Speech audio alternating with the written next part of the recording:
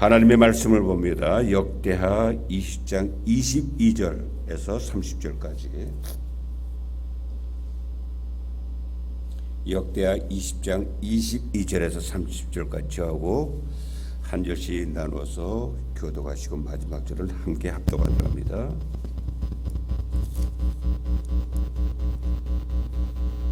그 노래와 찬송이 시작될 때에 여호와께서 복병을 두어 유다를 치러 온 암몬 자손과 모압과 세일산 주민들을 치게 하심으로 그들이 패하였으니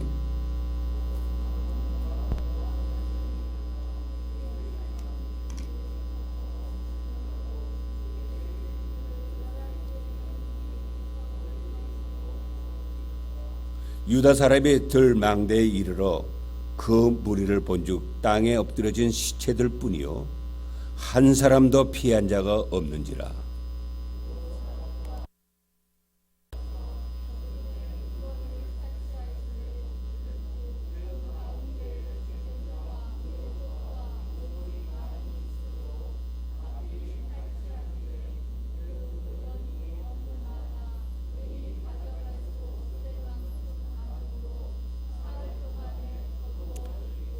넷째 날에 무리가 브라가 골짜기에 모여서 거기서 여호와를 송축한지라. 그러므로 오늘날까지 그것을 브라가 골짜기라 일컬었더라.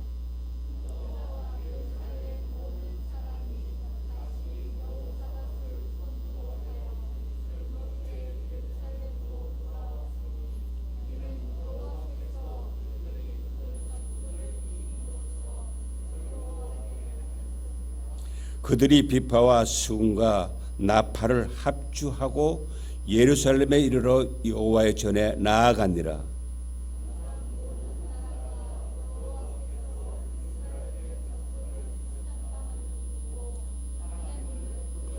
다 같이 여호사밧의 나라가 태평하였으니 이는 그의 하나님이 사방에서 그들에게 평강을 주셨음이더라. 아멘. 다시 한번 아멘. 19세기 초에 스웨덴의 칼 보베르라고 하는 목사님이 지었던 그 주 하나님 지으신 모든 세계 79장 찬송 가사처럼 하나님의 광활하고 원대하신 섭리를 우리 인간이 어떻게 다 가늠할 수가 있겠습니까?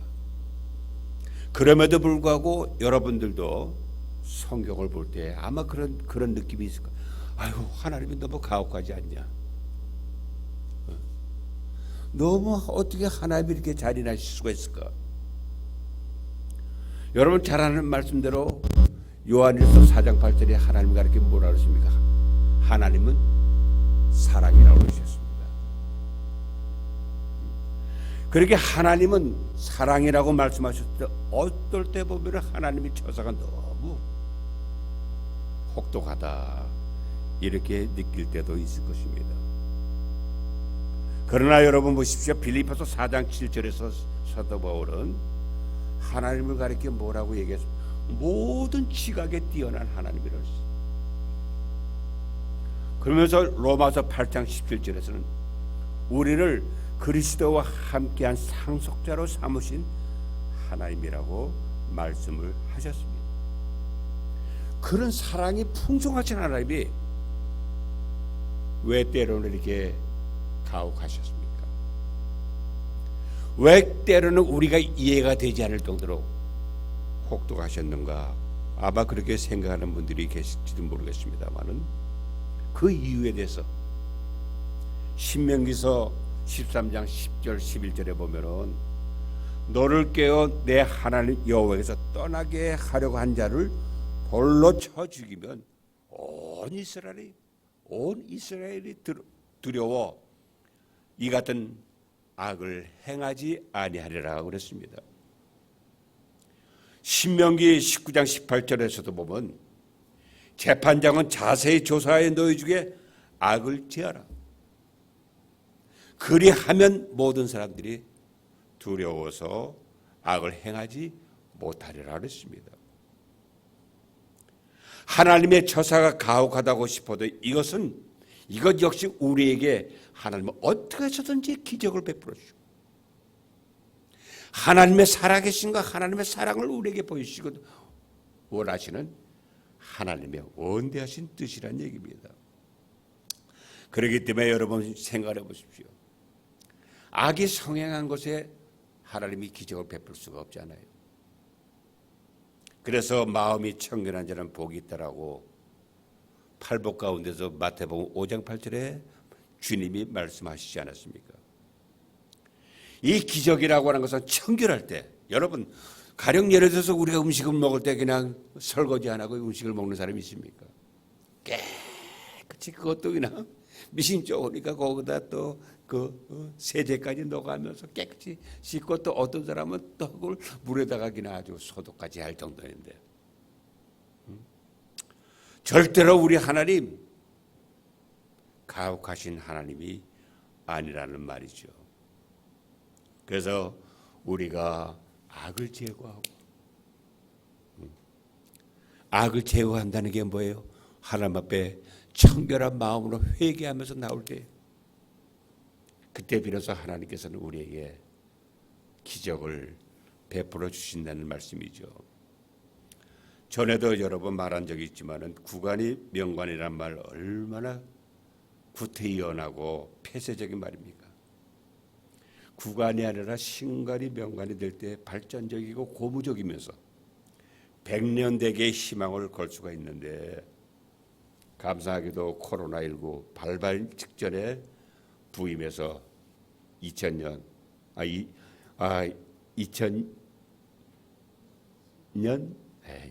그 10월 24일 날 2020년이죠. 10월 24일. 날짜가 요즘 날짜가 하는 줄 모르겠어. 예. 10월 24일 날 이제 위임을 하신 그 목사님. 예. 그 부임 과정을 전에도 얘기했지만 얼마나 신기하고 놀라울 정도로 예.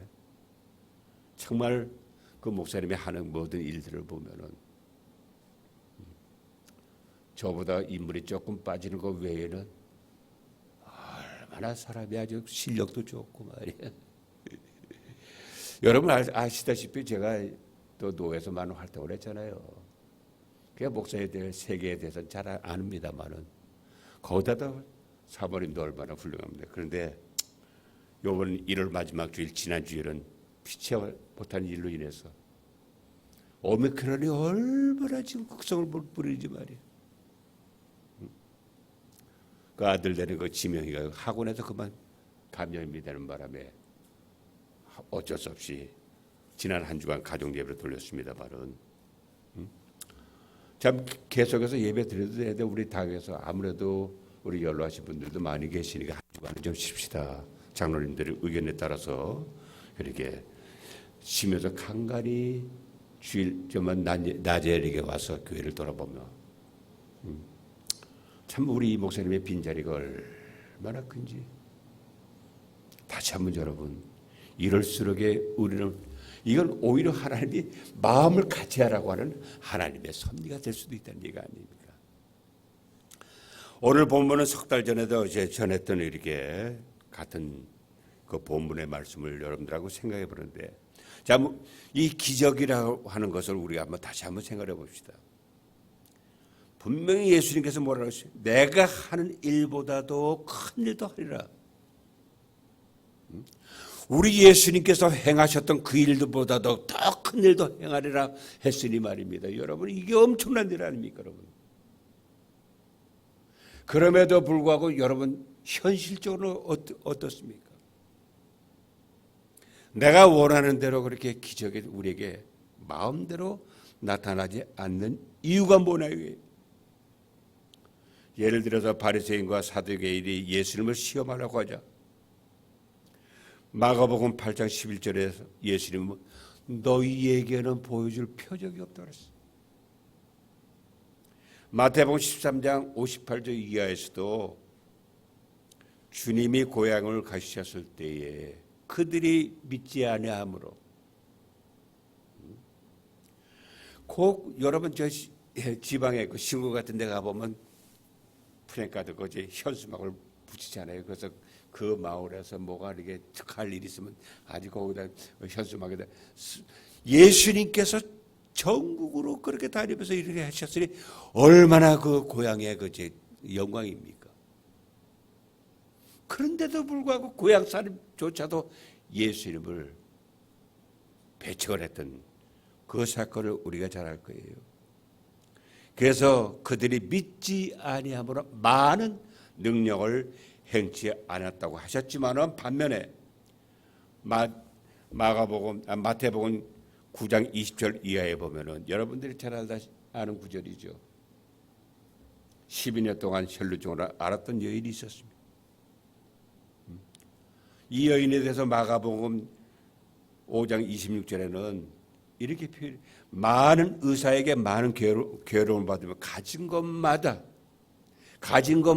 다 허비하고 도리어 병이 더 중하였던 차이에 예수님의 소문을 듣고라고 했습니다. 예수님의 소문을 듣는 순간 이 여인은 이제까지 느껴보지 못했던 믿음이 자기 마음에서 솟아넘치기 시작했죠. 그러자 이 여인은 행동으로 옮겨잖아요. 예수님이 지금 회당장의 딸을 야이로의 딸을 살리기 위해서 바삐 가는 도중인데 예수님의 뒤에서 살짝 옷에 손을 댔단 말이에요. 그러자 신기한 일이 일어났잖아요.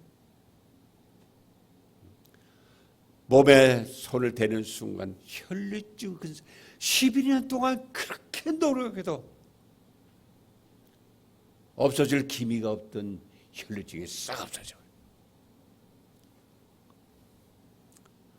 그럴 때 예수님께서 능력이 자기 몸에서 나간 줄 아시고 누가 내 몸에 손을 댔느냐? 제자들이 뭐라고 합니까? 아니 예수님 지금 이 많은 사람들이 포위하면서 예수님 몸에 손을 댄 사람이 한두 사람입니까? 여러분 예수님 몸에 서로 다 손을 댔지만 그 대는 종류가 다른 거죠. 뭐라 그랬습니까? 예수님의 몸에서 능력이 스스로 나갔다. 여기 아주 중요한 원리가 있습니다, 여러분. 그 원리는 뭡니까? 기적과 능력의 원천은 우리 예수님이시지만은 예수님의 그 기적 자체가 능력 자체가 예수님의 하는 모든 일 자체가 내 것이 되게 하는 키는 나의 믿음에 있다는 얘기예요. 오늘 본문에 나온 여호사밧은 믿음이 깊은 왕이지만은 오늘 3절에 보면 뭐라고 그랬습니까? 두려워라 그랬습니다. 왜 안 그랬겠습니까?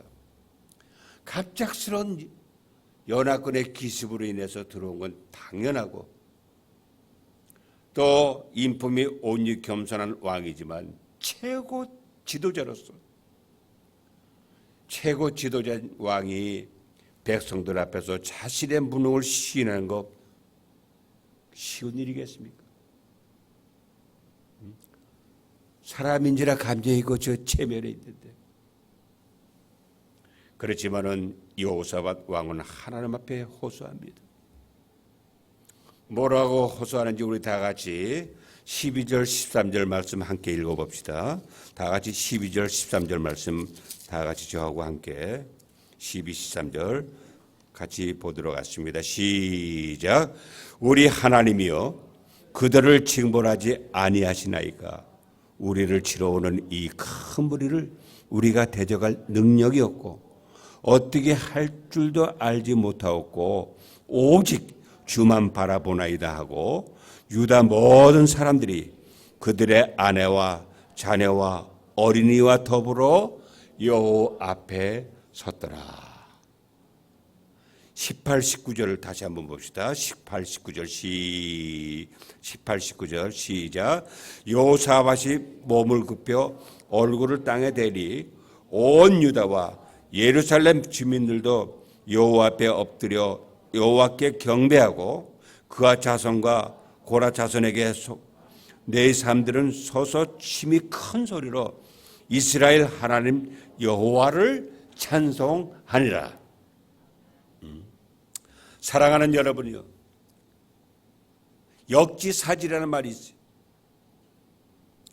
이렇게 기도하는 여호사밧 왕의 기도를 어떻게 하나님이 외면하실 수가 있겠느냐 이거예요.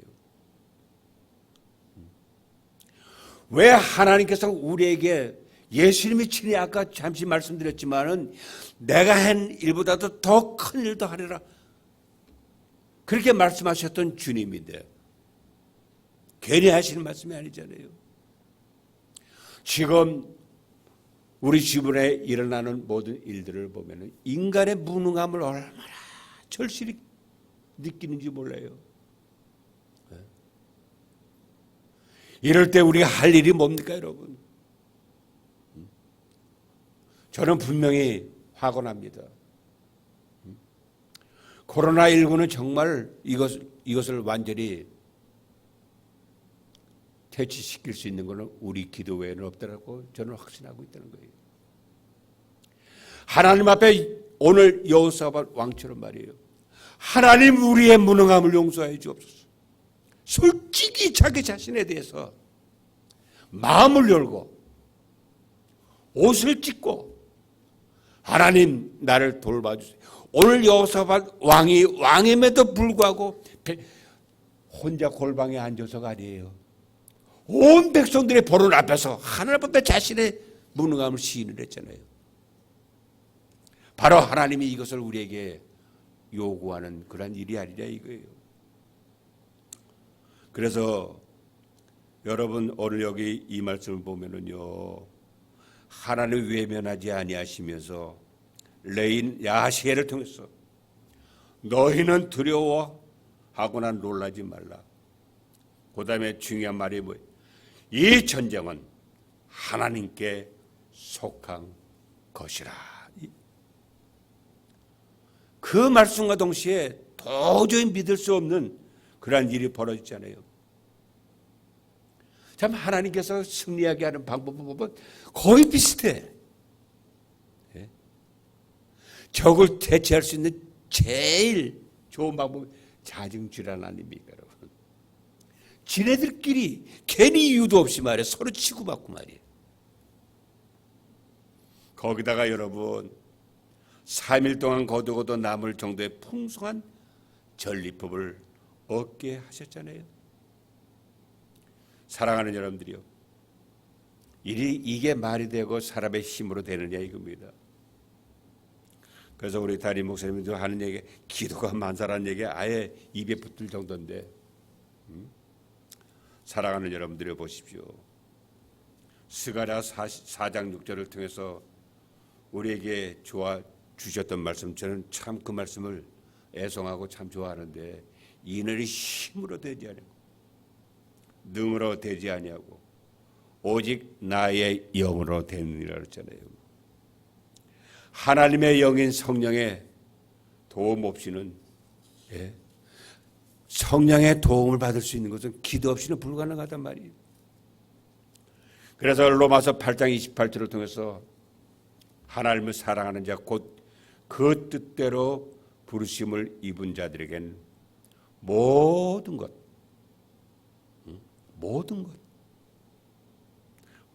것이 합력하여 선을 이룬다라고 말씀을 하셨습니다. 그러나 여기서 한편으로 생각해 보면 기적으로 대성을 거두고 엄청난 전리품을 얻게 하셨지만 지금 상황이 어떤 상황입니까? 전쟁 중입니다. 전쟁 중에 재물을 탐하는 것 얼마나 무모하고 어리석은 일입니까? 호사다마란 말이 있죠. 좋은 일에는 화가 따른다는 말이 있어요. 승리의 확률이 1도 없어. 전혀 없는. 그런 전쟁에 이겼으면은 사후 대비의 만전을 기하고 그러기 위해서 무엇보다도 야고보 장로께서 야고보서 1장 14절을 통해서 주셨던 말씀이 있잖아요. 사람이 시험 받는 것은 자기의 욕심에 끌려서라고 했어요. 자기 스스로가 자승자박이죠. 그러면서 우리 하나님께서는 신명기 8장 13절을 통해서 그런 말씀하셨어요. 내 소유가 풍부할 때 내 하나님 여호와를 잊을까 두려워하노라 그랬습니다. 염려하노라 그랬습니다. 이렇게 말씀하신 하나님께서 이런 상황에도 이것을 취하게 하신 것, 적들을 물리칠 뿐만 아니라 3일 동안 거두고도 남을 있을 정도의 많은 전리품을 얻는 것도 이렇게 기적인데, 여러분 그 얻는다고 하는 재물이 문제가 아닙니다. 어떻게 얻게 하셨는지 우리 20절하고 29절 30절을 다 같이 함께 보도록 하십니다. 29절 30절 29절 30절 다 같이 함께 보십니다. 자, 다 같이 시작. 이방 모든 나라가 여호와께서 이스라엘의 적군을 치셨다함을 듣고 하나님을 두려움으로 여호사밧의 나라가 태평하였으니 이는 그의 하나님이 사방에서 그들에게 평강을 주셨음이니라. 할렐루야. 예. 그들에게 평강을 주셨습니다. 결국은 백성들이 태평성대를 누렸던 것, 이것은 하나님이 사방에서 그들에게 평강을 주셨습니다. 그렇습니다. 그러니 이런 기적이 세상에 어디 있습니까? 그래서 예레미야서 42장 6절에 보면 여호와의 목소리가 우리에게 줬든 안 줬든 막론하고 순종하려 함이니라. 우리가 우리 하나님 여호와의 목소리를 순종하면 복이 있으리라고 했습니다. 사랑하는 여러분들이요, 서두에서도 잠시 말씀을 드렸지만은 하나님께서 참 심하게 하시는 것 같은 그런 느낌이 들 때도 있죠. 잔혹하게 하는 것, 그런 느낌이 들 때도 있죠. 그러나 여러분들이 보십시오. 하나님이 우리에게 행하시는 모든 일들은 우리에게 결과적으로는 좋은 일, 특히 기적을 베푸시기 위한 하나님의 뜻이 우리에게 있음을 보여주는 것입니다. 그렇다면 여러분, 결론적으로 하나님의 기적의 복이 어떻게 임하는지 간단하게 말씀을 드리고 말씀을 맺도록 하겠습니다.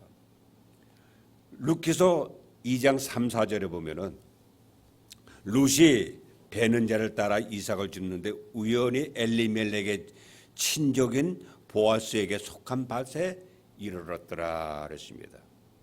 그때 마침 보아스가 베들레헴에서부터 와서라고 하는 말씀을 보는데, 여기 보면 마침이란 말, 우연이라는 말이 나옵니다.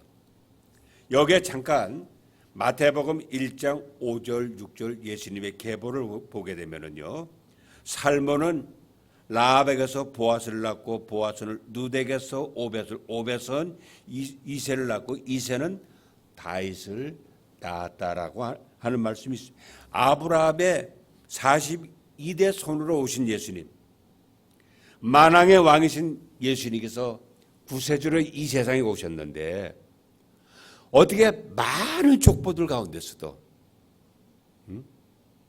그렇게 천박한 족보를 통해서, 그것도 소나 말이 여물을 통해 구유를 통해서 나게 하셨다고 하는 그 자체가 여러분 이해가 안 될 겁니다. 그러나 이처럼 유력자인 보아스의 어머니 라합은 여리고 출신 기생 출신입니다.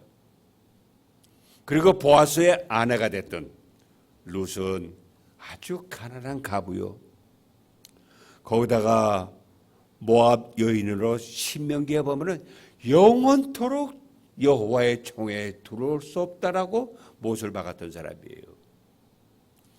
근데 이런 여인이 예수님의 족보에 들었다는 게 얼마나 놀라운 서프라이즈한 일입니까?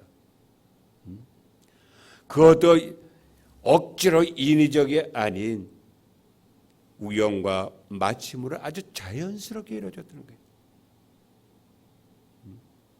여기서 라합의 신앙을 엿보게 하는 구절이 마태복음 1장 5절 6절인데, 비록 기생 출신이지만은 아들 보아스를 얼마나 훌륭하게 키웠으면 아들이 유력자라고 하는 칭찬을 받는 인물이 됐겠냐 이거예요. 아마 모르면 몰라도 보아스가 성장하는 가정에 어머니에 대한 어머니 출신에 대한 컴플렉스가 있지 않았나 생각이 듭니다.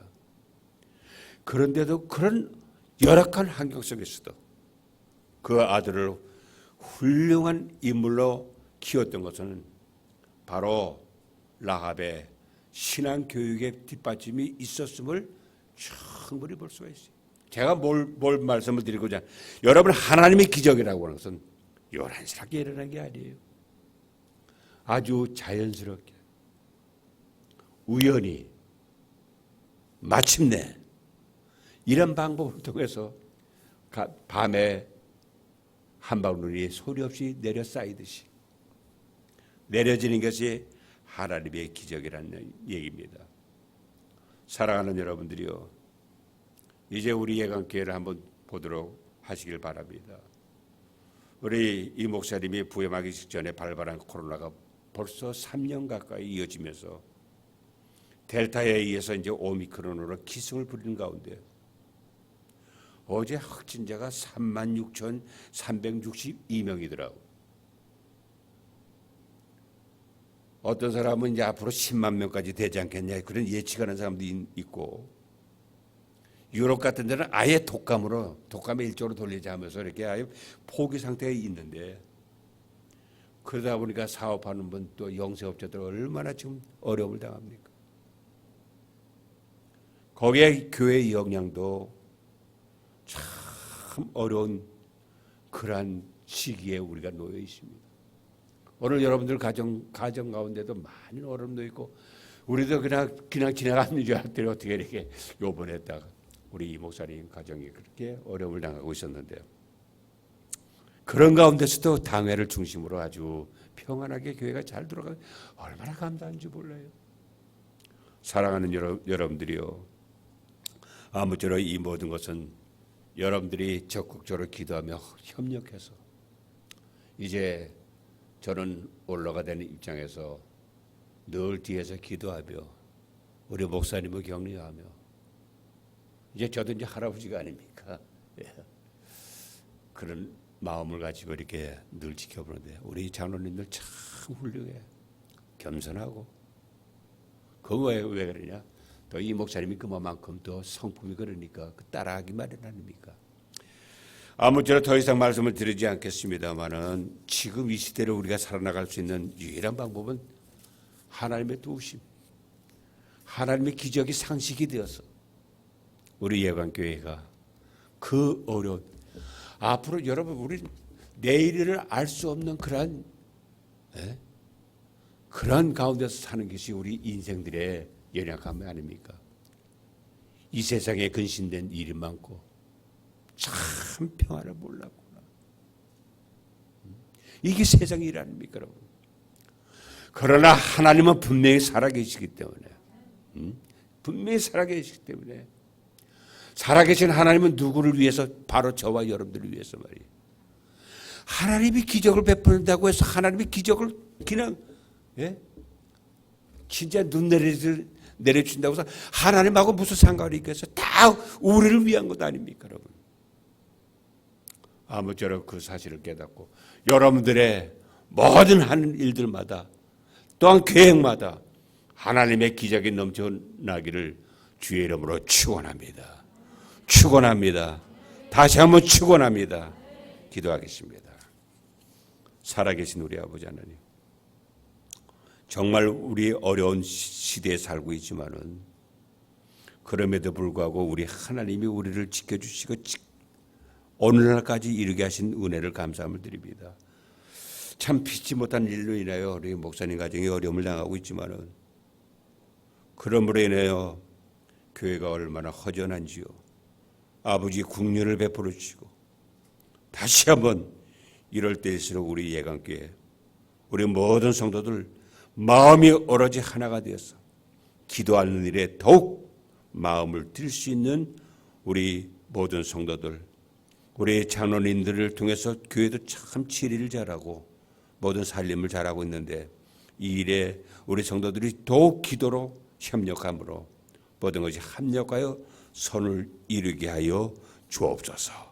예수님의 이름으로 기도드리옵나이다. 아멘.